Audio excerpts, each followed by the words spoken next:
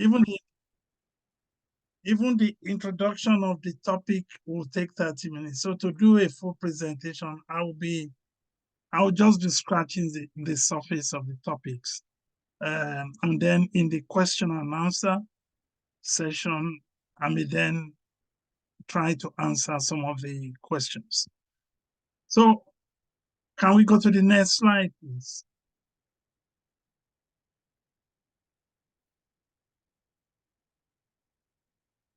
Next slide, please. No, that's number 3. Number 2. Yes. So the outline, because of the 30 minutes, I want to keep to that 30 minutes. It's already 22 minutes to 4. So I want to be able to finish by 8 minutes past 4. The outline of presentation is to look at what is mental health, what is mental illness, causes of mental illness, types of mental illness, early warning signs and symptoms. How do we access help for mental illness in the UK? I'm not an Islamic expert, but I have just put together what could be the Islamic solutions. I work in the NHS as a consultant psychiatrist, so I can talk about what we do in the NHS if time allows us. And finally, I have a video on Islamic perspective to mental illness. I don't know whether that we'll still be able to show that, but let's move on. Next slide, please. Number 3, please. Slide number 3, please. So what is mental health? This includes our emotional, psychological, and social well-being. Mental health affects how we think, feel, and act. Our mental health helps to determine how we handle stress, relate to others, and make healthy choices. Mental health is important at every stage of our life, from childhood through adolescence to adulthood and old age. Next slide, please. So what is mental wellness? When we say we are well mentally, what does that mean? WHO, World Health Organization, has provided a definition, which is shown in the slide. A state of well-being in which the individual realizes his or her own abilities, can cope with the normal stresses of life, can work productively and fruitfully, and is able to make a contribution to his or her community. Let me go over that again. When we say we are mentally well, it means we realize our ability, we can cope with normal stresses of life, we can work productively and fruitfully, and we are able to make a contribution to his or her community. And I will even say, first, to make a contribution to the well-being of the family before you even go to the community. Next slide, please.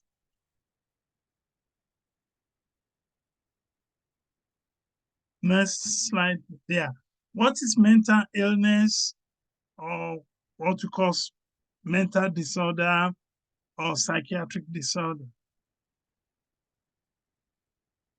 When we experience symptoms that give us significant distress and affects our daily functioning, including our work, our ability to cope at home and at work, or with other members of the family. And these symptoms lead to an increased risk of death, like people feeling like not wanting to be here, like committing suicide and so on. And then as a result of these symptoms, you lose significantly your autonomy to do things. Now, just a few things to note about mental illness. It could be persistent, it could be going on nonstop, but it could also be relapsing and remitting. The individual getting better and then relapsing into the illness again. Or it could just be a single episode, one single episode, and it wouldn't recur again. Now, we have to be able to differentiate between normal responses to significant stresses, like somebody losing a loved one suddenly. You know, obviously you grieve, you cry, you won't be able to sleep well, maybe not eat well for days. And for political reasons, some people may go on hunger strike and so on. These are normal responses to difficult situations, to significant stresses. There are 2 or 3 things we need to note about mental illness. The severity of the presentation is important. Okay, 2 children may sit for an exam and both of them fail the exams, and one is able to shake it off and get on. Oh, that's even too. Let's give the example of the AFCON competition. Nigeria lost to Ivory Coast in the final. No, everybody who wanted Nigeria to win would be unhappy for a couple of hours and then get over it and get on with their life. If after 1 week of Nigeria losing, somebody is still crying, then that is crossed the line. It's becoming abnormal, you know. So the severity of the presentation is important. The duration of the presentation of the symptoms is also important. If something is going on for weeks or months, when any other person will have gotten over it and get on with their lives. So, and again, and significantly, if that symptom is now affecting the life of that individual at home, maybe as a wife or as a husband, or it's affecting their work, they're having to sack them at work because they cannot cope with the demands of the work. They are not getting on with the other people at work and so on, and it's just causing trouble. So that is when we have to quickly seek help. Next slide, please.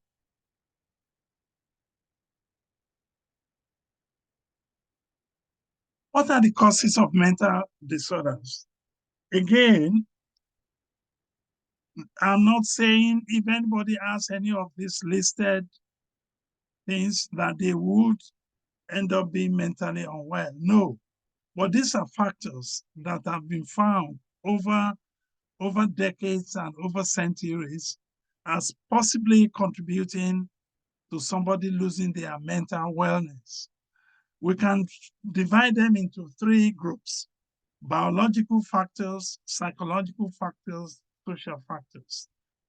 Now, genetics, there is no doubt that mental illness runs in families. And I'm talking about severe mental illness. Research has shown this very clearly. The closer one is to somebody who suffers from an illness, a major illness like schizophrenia, the higher the chances that that person would also present with the same illness. So if we say, I have a father or a mother who suffers from schizophrenia, the chances that I will develop schizophrenia is higher compared with somebody whose parents do not have the illness. And in identical twins, if one of the identical twins suffers with schizophrenia, there is a 40% chance that the other one will also suffer with schizophrenia. Whereas the percentage for the general population is only 1%. So the closer you are to somebody suffering with severe mental illness, the higher the chances. However, please note, this is not only for mental disorders. It runs also for hypertension, diabetes, cancer, and so on and so forth. So the way Allah makes it is that the way He wires us, the way He creates us, we tend to present with similar features of other family members, including our parents. People have spoken about, they've been able to identify abnormal brain chemistry, too much dopamine, too low dopamine, too much serotonin, and so on and so forth. Environmental. From pregnancy, many things can go wrong, which we cannot go into. These are detailed, these are just mentioning. We can go into the different factors, like a pregnant woman drinking alcohol, smoking cigarettes. All this can affect the pregnancy. Somebody who is highly stressed in pregnancy could also deliver babies that will be exposed, that will be predisposed to mental illness. Birth complications, prematurity, infections in childhood. And then we go to social influences, abuse, neglect, bullying, social stress, traumatic events, and other negative and overwhelming life experiences, unemployment, socio-economic inequality, lack of social cohesion, migration, pressures imposed by cultures and societies, discrimination, bereavement or separation of families, parental upbringing, child abuse, and work-to-life balance. I've also listed drug use, from alcohol to too much caffeine, cannabis, amphetamines, cocaine, heroin, and so on. Chronic illnesses like HIV, diabetes, cancers, all these can predispose one to developing mental disorder. Next slide, please.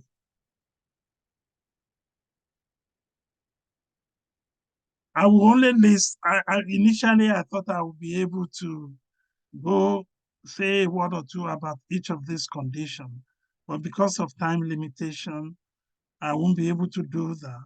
But this is a list, just uh, a few examples of mental disorders: anxiety, depression, bipolar affective disorder, schizophrenia, personality disorder, dementia, childhood disorders. Next slide, please.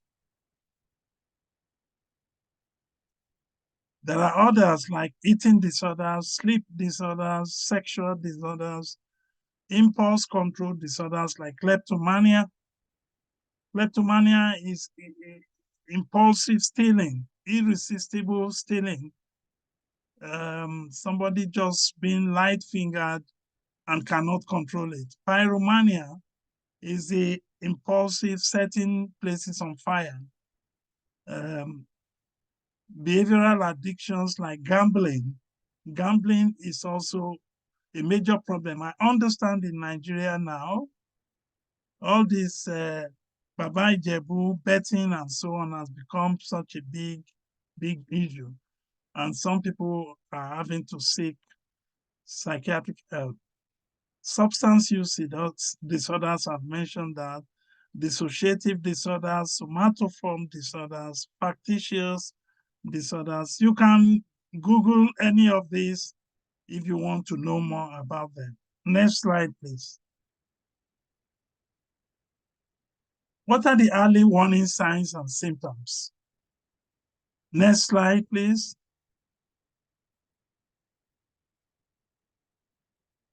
I think there is something before mental, there is physical symptoms. Okay, these are some of the physical symptoms. Like I said, it is not just a one-off thing. It is when it is recurring, when it is persistent, and when it is disturbing the life of that individual or people around it, then you need to at least present or check with your GP to get help. Sleep changes, fatigue, digestion changes, loss of sexual drive, headaches, aches and pains, and so on, fainting, sweating, and trembling. And if this is occurring regularly, particularly after some stressful events, then you need to check. Next slide, please.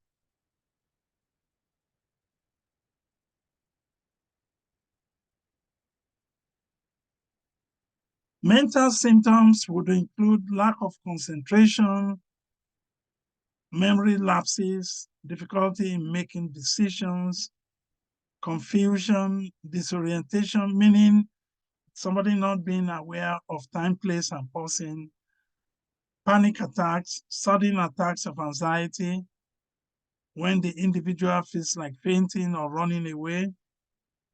Post-traumatic stress syndrome involves having flashbacks of the traumatic events, emotional detachment, not able to enjoy things, avoidance behavior, panic or aggressive attacks.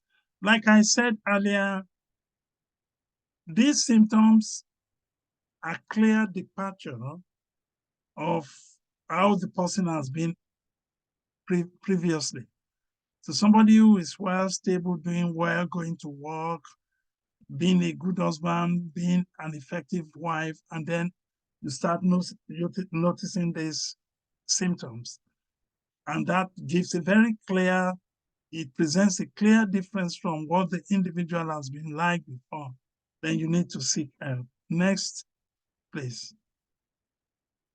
There are also behavioral symptoms that will get you worrying, including appetite changes. Some people eat too little, others too much. And then there are eating disorders like anorexia, when the individual believes he or she is too fat, when in fact is very thin.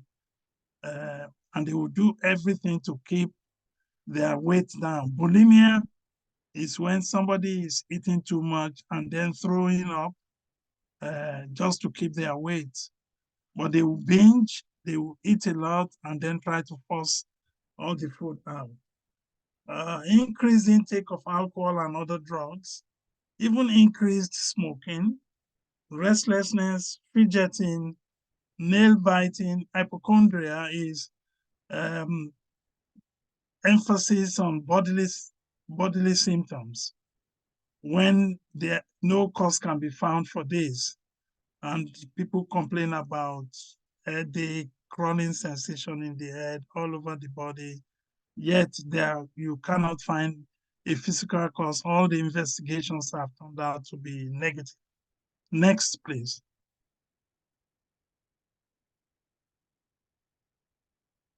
Now, emotional symptoms, also you have to watch out for that. Bouts of depression, impatience, somebody who's been patient in the past, becoming very impatient, fits of rage, tearfulness for no clear reason, no clear cause, and no justification for being tearful, deterioration of personal hygiene and appearance. Somebody who normally would take care of his or her personal hygiene now appearing quite unkempt. And women will readily recognize this in females who normally will make sure that everything about their hair, about their dress, their shoes, everything is good. And then they start losing that personal touch to their appearance. And one way we know when a patient is getting better is, particularly for females, they start looking after their hygiene all over again. Next, please.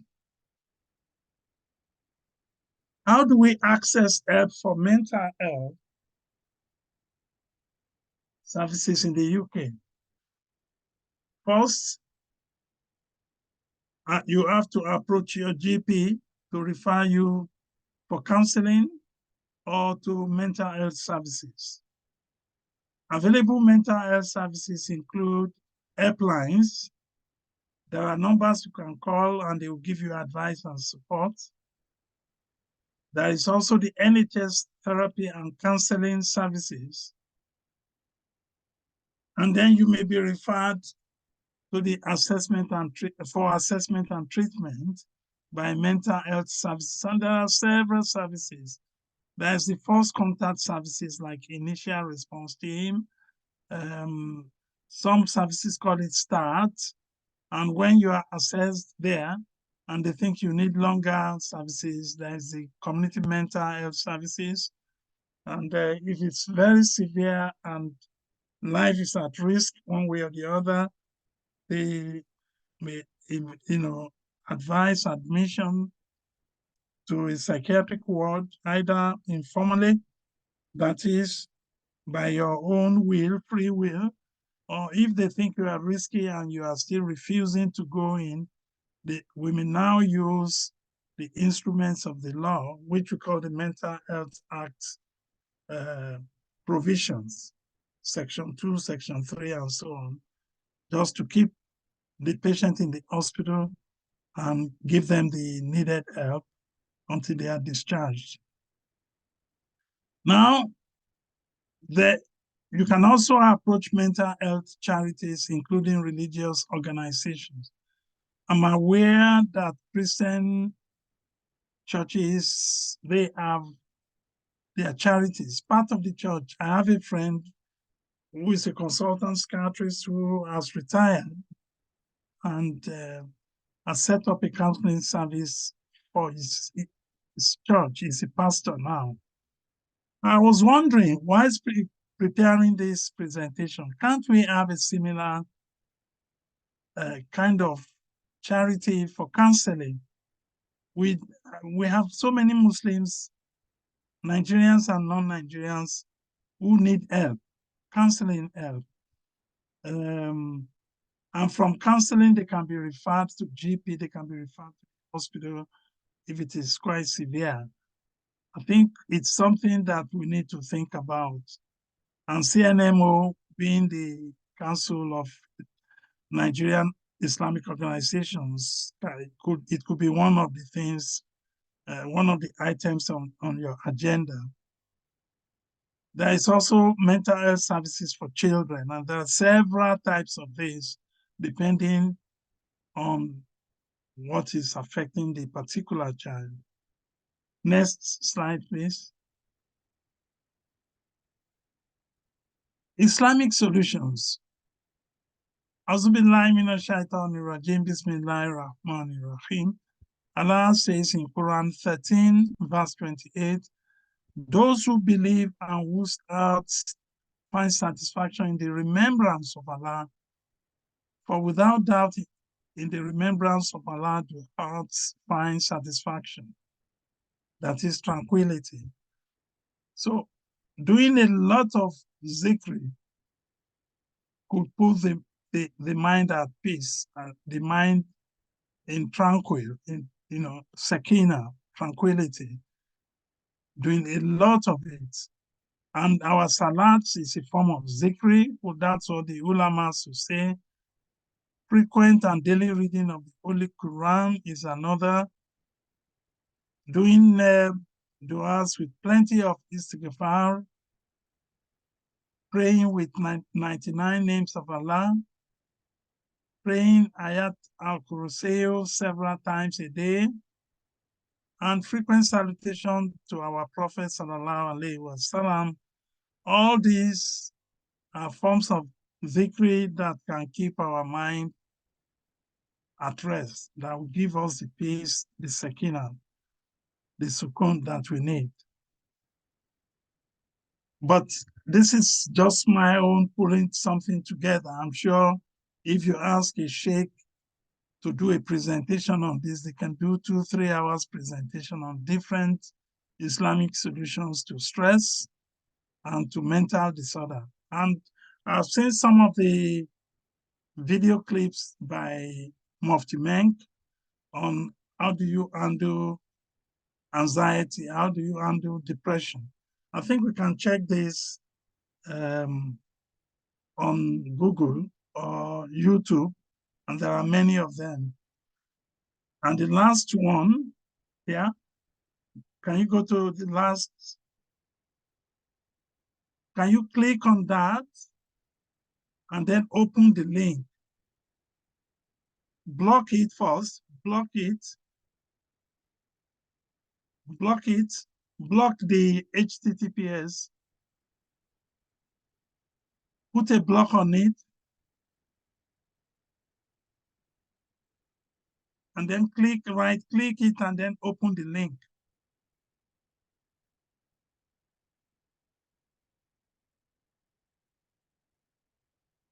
Can you block it? On it, Prof. You'll see it shortly. Okay. Can you see it, Prof? Yeah, please play it.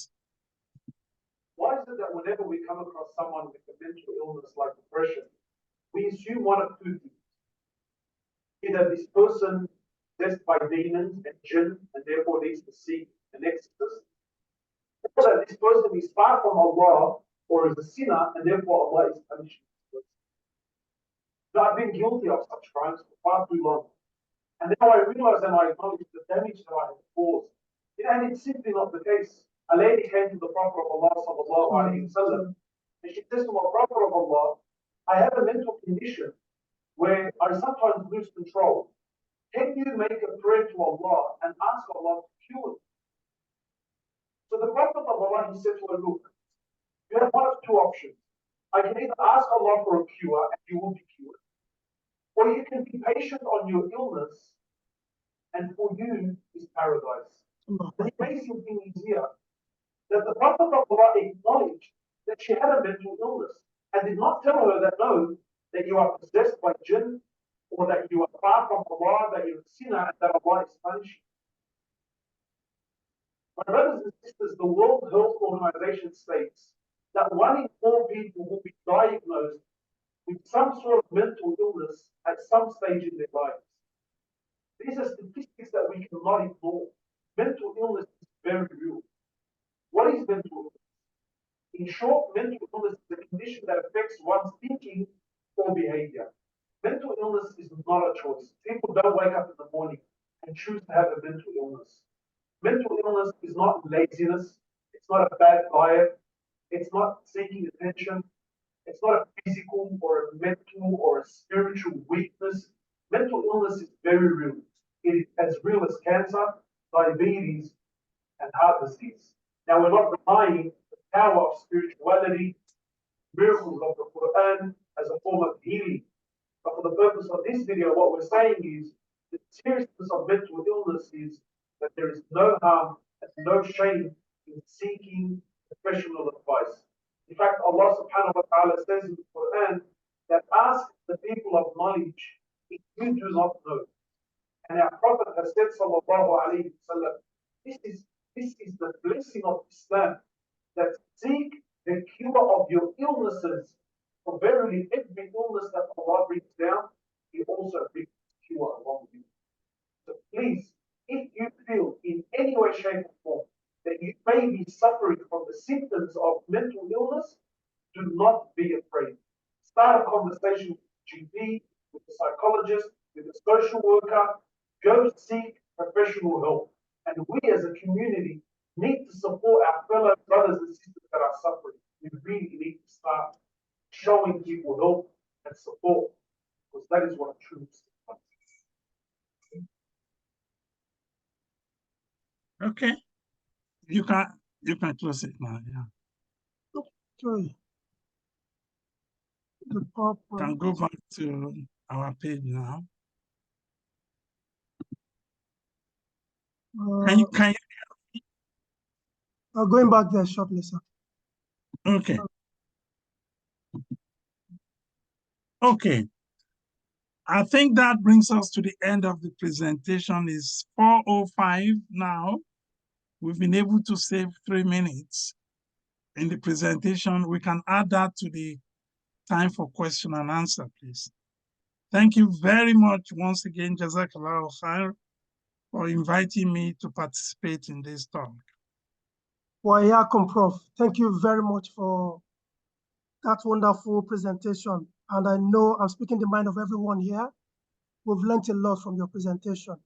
So we'll take that time to ask if anybody has questions so that we can do justice to that quickly.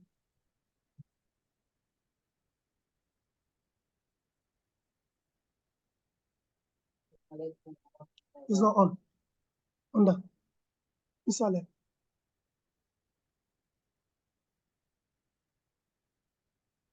If they want to put it in the chat, then I can look at the chat.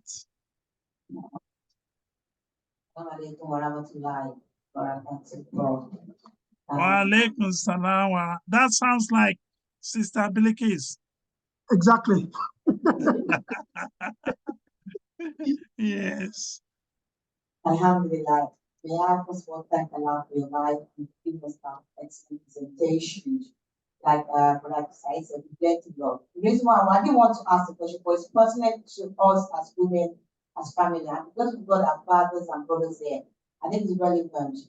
When women go through stages of life, and most of us are in those stages of life where we talk about menopause. I think I can talk about it. And sometimes we have anxiety, we have various issues.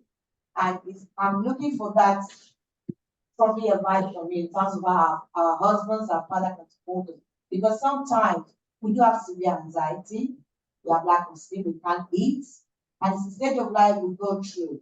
And I know we don't talk about it in our community. One thing I'm really grateful about this video is that the Sheikh said that don't be ashamed to seek help. So I just want you, if you can comment on that. Salam alaikum. Wa alaikum salam wa rahmatullahi wa barakatuh. Thank you. Okay, let me get the questions together.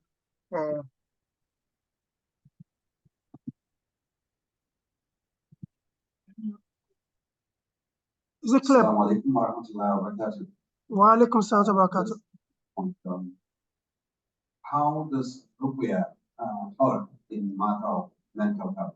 As you know, we have one of the Islamic institutions, Ruqya, somebody is like this.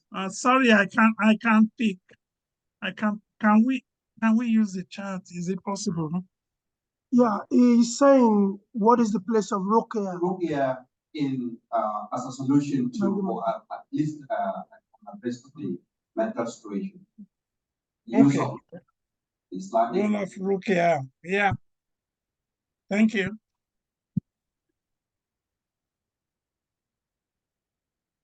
Any other question from anyone? Assalamu alaikum wa rahmatullahi wa barakatuh. Wa alaikum salam wa barakatuh. And first of incredible presentation. May Allah subhanahu wa ta'ala continue to serve for them both, inshallah. Amen. I just want to advise or a kind of suggestion. Maybe you can give us a setting up the counseling section in our community, if that's possible. Because I also have been referred to get a lot of referrals as a man for mental health hospitals, a chaplain that I visit a lot of hospitals. They always request for the Ruqya as our share, America's Imam Garba has just mentioned, to the ask for Ruqya, especially Asia. They believe in Ruqya. Look, we want to see Imam. The next thing we do, and you do Ruqya for me. So, if it is possible for you to give us setting up the cancer section on the mental health in our community, this is our problem. Amin wa yakum. Prof, is that clear? Did you hear him? No, please, can you clarify it for me, please? Okay. I had counseling, but I didn't know. Yeah. Yeah, he said, would you be able to lead us in setting up that counseling committee or services that you mentioned earlier on? Because he's been referred many times from patients from the NHS that he should conduct Ruqya and the likes on them. But it would be good to have this kind of counseling service like you mentioned, whether you can lead us on that. Okay, but you see, I was thinking, I can just say, I was thinking because the needs are all over the country, London, Manchester, Birmingham, everywhere. CNMO is in a strategic position to use that, your connection with all the organizations. I can participate, and if they want me to chair, but I was thinking it might be better to come from CNMO, working with all the different organizations. So even if we have a 10-man woman committee, and then see how we can start something going. So our brothers and sisters can start accessing help from the. Yeah, I'm ready to be part of it, but I think CNMO should take a lead. Inshallah, Prof, like you have mentioned, we're taking note of that. I'm going to set up a committee to look into this. And our Prof Imam just led us in asking to be part of that committee. And like you have said, you can chair it for us, sir, so that we can tap from your deep knowledge and experience, inshallah. Inshallah, inshallah. No. I think those are the questions. You can start answering them, inshallah. Okay. I thank my sister Bilkis Savage, for the question on menopause. I think it's a big, big issue. Anybody who has been around a woman going through menopause will know that it's a very difficult time, really difficult time.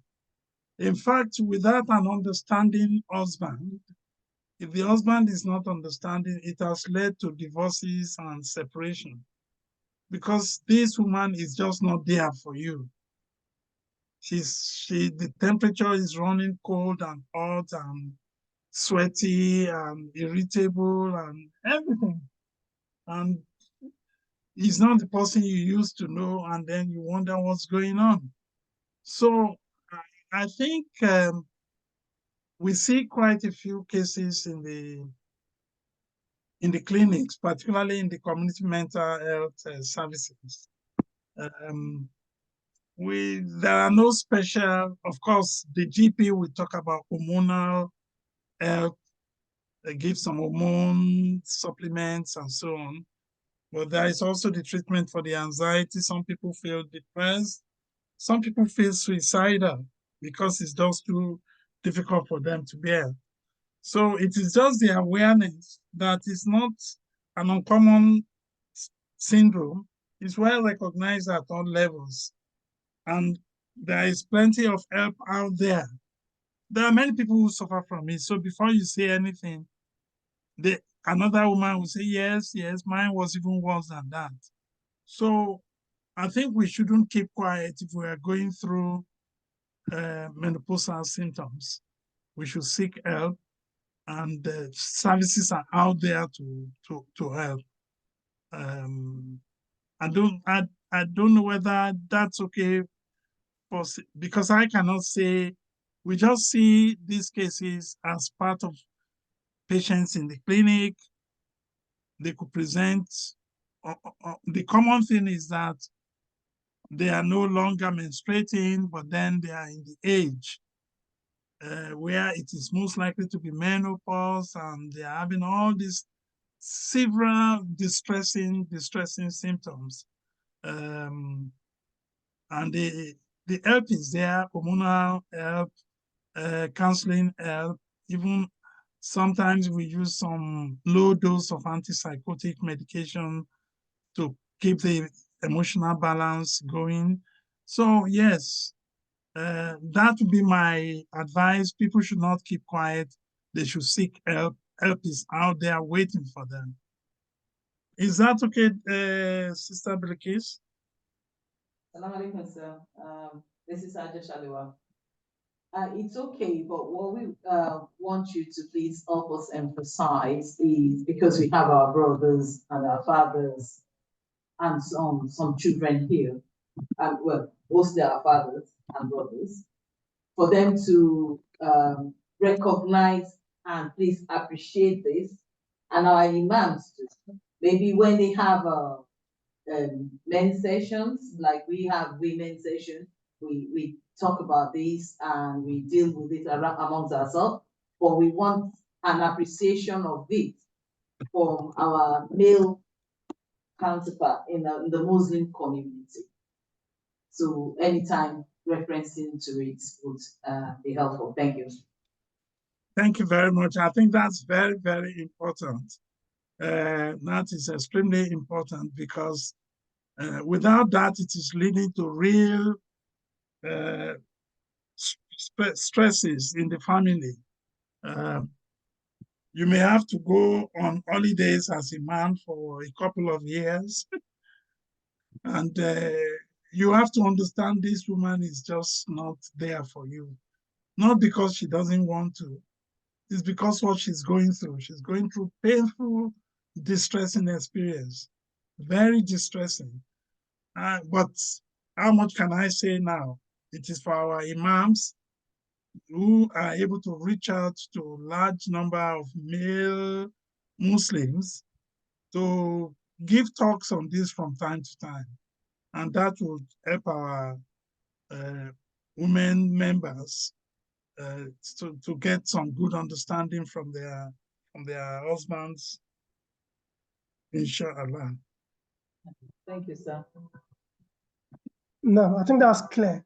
The second question was It's on the role of Rukia. on the Rukia, sir. Yes, I'm not an expert on this, but I have friends in We Black. I can't have hear you again, Prof. yeah. Did you say something? I don't know what's happening. We just stopped hearing. Yeah, can I continue? So, Can I continue? okay, hold on, Prof. Yeah. I think it's from here. We need to change the output device.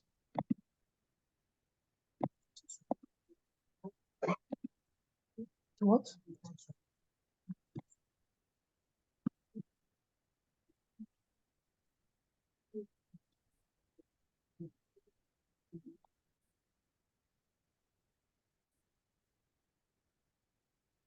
Oh, stop recording, that's why.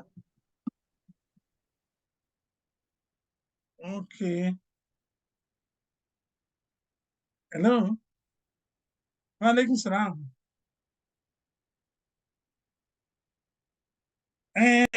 Call it close. And ẹ bá mi sọ fún ẹ pé it's not the Rukia bit. Most of the patients we see in our clinics here must have gone through Rukia. Many Muslims believe in it, and it's all about prayers from the Quran and so on. So, but if that fails, and then they can try modern medicine or orthodox medicine. So that would be my response.